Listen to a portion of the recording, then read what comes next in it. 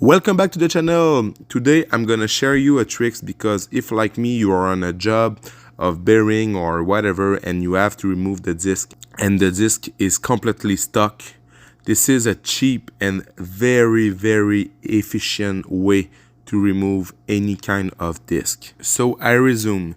You were there with your hammer tapping all around the disc, and in some case you want to preserve the disc because it is in good shape, and this is where things goes wrong.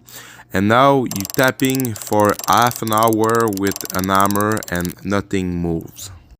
Okay, so now you're gonna unlock a huge budget of 99 cents. You're gonna buy a long bolt with a nut. You can use the size that you have at home. In this case, the size doesn't matter. In a way, you can always use a washer if your nut is too little. I use the bracket of the caliper to help me push out this disc. So the goal here is to lock the nut between the disc and the bracket. And I'm gonna show you what I done to make sure to not break the disc.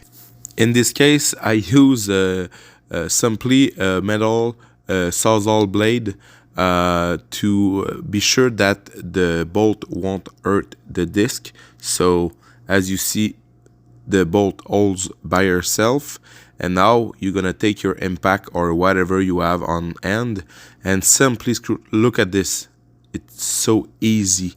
I even tried this method on really stuck and rusty disc, and it works every time. So be sure to let this bolt and something like this to make sure to not break the surface of the disc, and voila, it's the end of the nightmare. So please leave me a thumbs up, subscribe to the channel, and let me know if that tricks works for you.